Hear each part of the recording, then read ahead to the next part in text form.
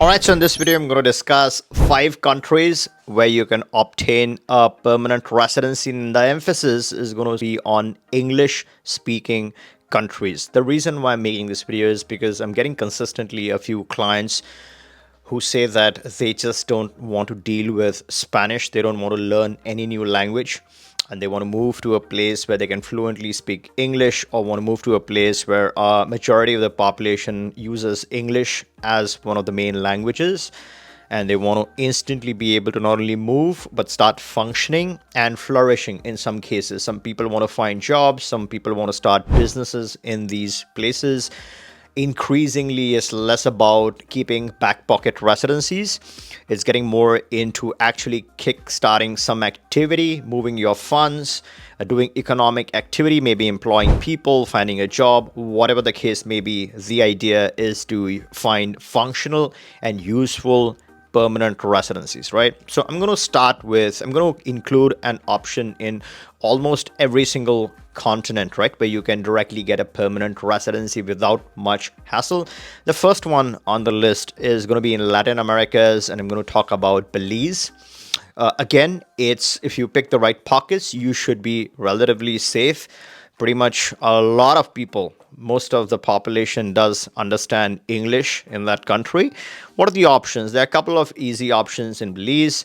Either you live there for a year and then acquire your permanent residency. The drawback with this type of option is that you got to live there most of the year before you could apply for the permanent residency. Some people are able to do that, and for some people, a full year at a time is not a convenient option. For them, you have the BTBs, the Belize Tourism Board's QRP, so that can be acquired. That's also an interesting residency in Belize. So that's one of the only countries that actually offers you a route to permanent residency in Latin Americas. The next on the list is going to be Africa. I'm going to cover a couple of options in Africa. And then towards the end, what I'm going to do is I'm also going to throw in 4 bonus options where the country has certain pockets which are predominantly English speaking. And it's going to be fairly easy to acquire residencies in those countries. So you target the right English speaking pocket, and you should have the same end goal, right? A functional English speaking residency. So let's continue with the Africas. And the number one option in Africa that's safe, that's easy, that's straightforward, that is functional, has some unique tax advantages. Also, there's some advantages with company trust formation, some discrete advantages, especially with the trust option. And this is Mauritius. It has a couple of options where you can get a permanent residency. If you're over 50, then you directly qualify. There's no moving of funds. There's no diversification required. You can directly apply for this option as a retiree, and you can get that permanent residency. But let's say you're not 50, you're under 50, then you can get an indefinitely renewable 3 years at a time. You can renew it indefinitely. You can still get the residency in Mauritius, right? How do you get this? You diversify some funds, donations, nothing. You move $50,000 in a business bank account, and you can pretty much seal this residency. Majority of the people understand English, is super functional, and it has unique advantages. The second on the list is going to be South Africa, a dateless, lifelong permanent residency, predominantly an English speaking country. A lot of people talk about safety situation. Again, you try to be smart, you try to pick the right pockets, and you should be safe. So South Africa is the second option. This also leads to a citizenship at the end, right? So after 5 years, you can apply for citizenship. The physical presence criteria is mostly in the last year, right? You're looking at some physical presence, and then you can apply for citizenship. The next on the list is in Asia, and my favorite pick in Asia is Malaysia, the MM2H option.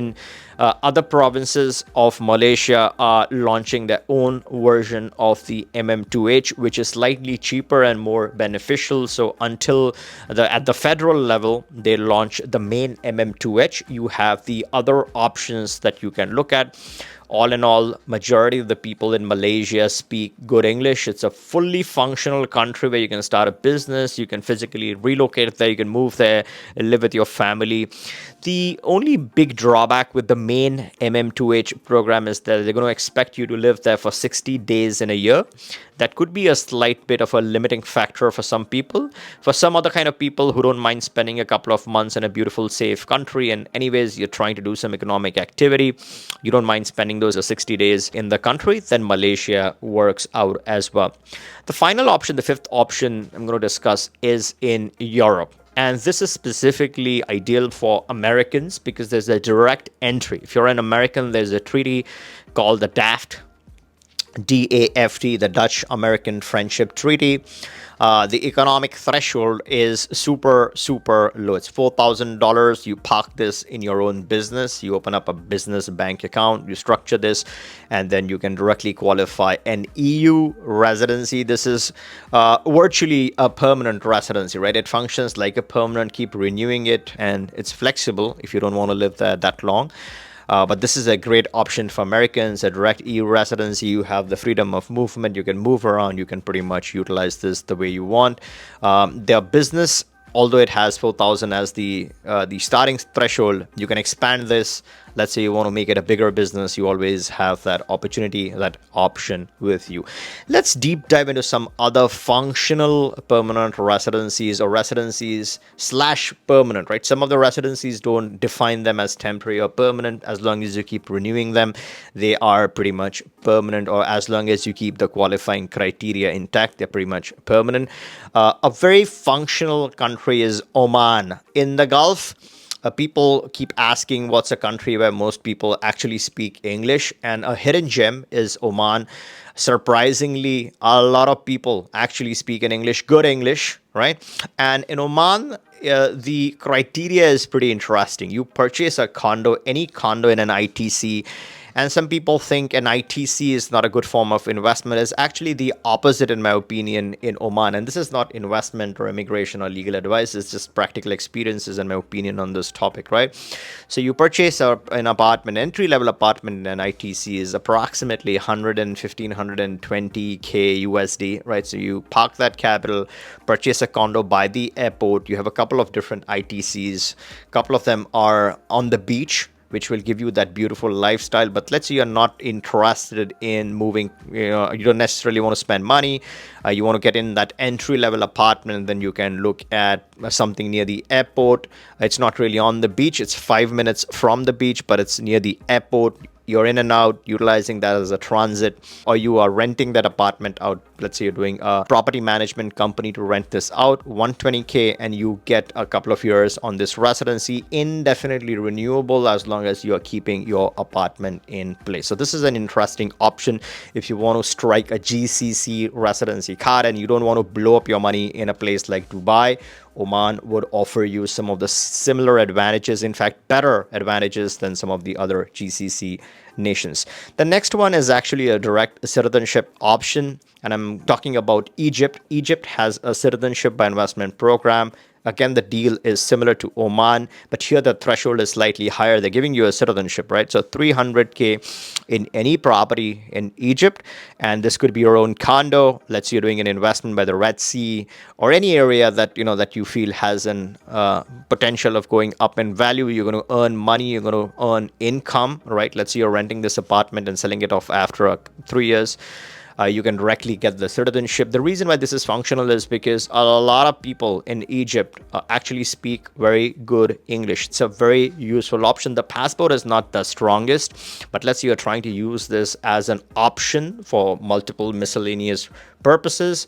It's pretty functional. It has some unique other kind of benefits or advantages that could come in handy for some people. And that's where it's very important to discuss why you're looking for a residency. There could be multiple reasons. It's not necessarily, Americans or Canadians or Britishers are not necessarily looking for an access document. The sad thing about this whole RCBI industry is that everyone is selling you Caribbean passports, right? Everyone is selling you the Dubai Golden Visa because those are expensive options. These people make a lot of money, so I don't blame them. Of course, it's a business, so they're going to try to feed you with stuff that you don't need. But that's where smart people who are smart, shrewd businessmen, those are some of the clients that I speak with. Those are some of the people I like talking with, who know what exactly they're looking for. They understand this stuff deeply. They're looking for a meaningful connection. They're looking for a meaningful option which they can actually functionally use. And that's where some of these options, which may not generate a lot of money for some of the marketers, are actually quite useful. The other one is in Latin America. Is again, this is Argentina. Again, a lot of people don't know, but Argentina has a very high proficiency in English. A lot of the population actually speaks in English, and this is one of the easiest residencies to obtain. Similar to Mexico, here the unique advantage is that it does not matter whether you get temporary or permanent.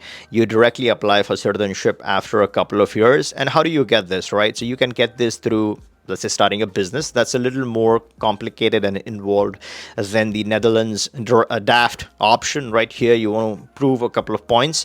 But let's say you don't want to start a business in Argentina. You're looking at showing your income. You can set up your passive income, right? Let's say you create a contract and you supplement with a couple of income stubs, right, from your passive income. Then you can strike the Argentinian residency. And then in a couple of years, you can apply for your citizenship in Argentina. One of the most powerful citizenships that you can acquire in Latin America. So it's a very useful option. And again, you can use English pretty functionally in Argentina. The final on the list is, I would say, I picked this country because of a specific pocket. Baja California, one of my favorite places. A lot of expats, right, from the US, from Canada, have all set up their businesses, have all purchased a lot of properties. They all speak English. They come from US. Of course, they speak English. So let's say you want to stick to that bubble. You want to be around other expats. You share the same mindset, and you want to be in a place that speaks predominantly English. Maybe you're starting up your business over there. So you can look at Baja California, which is, of course, in Mexico. And Mexico has one of the most bang for the buck residencies. You can get directly permanent residency, or you can get temporary residency. Permanent residency is not for all. The income, the qualifying criteria is one thing, but the bank balance is more than 200K that you need to show them, right? Not everyone has that kind of money in their bank account. So you can look at the temporary residency, which has a monthly active income criteria. By now, I think most of my regular viewers exactly know what this criteria is. Approximately 4,250 in monthly income for 6 months, and you can show this income and get your residency. Alternatively, you show them a bank balance for a certain time for $80,000, and you can still qualify for this temporary residency. And then again, this or the permanent both lead to citizenship after 5 years.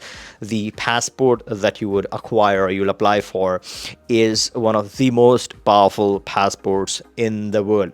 So these are my top picks for functional English speaking countries, and some bonus options where English is predominantly spoken, or at least some areas which speak good English. Let me know your thoughts in the comments below. Let me know if I've missed any country that you would like to point out that speaks good English and you would consider as a plan B or a plan A option. I'd like to hear your thoughts. Now, if you want to get started with any of these residencies, most places we have our attorneys, right? Not one, multiple attorneys that work with us in different, depending upon which office you are targeting. You can always click the link, book a call. We can have the discussion. Maybe it's 1, 2, 3 or more residencies that you want to target, and we can get you started with the option of your choice. Now, if you haven't subscribed to the channel, make sure to turn on the bell notification and subscribe so you stay on top of any of the latest changes that happen within the RCBI. I try to be one of the very first ones to update you as soon as any change happens, as soon as there's any new program. If you like this video, give me a thumbs up, and catch you in the next one.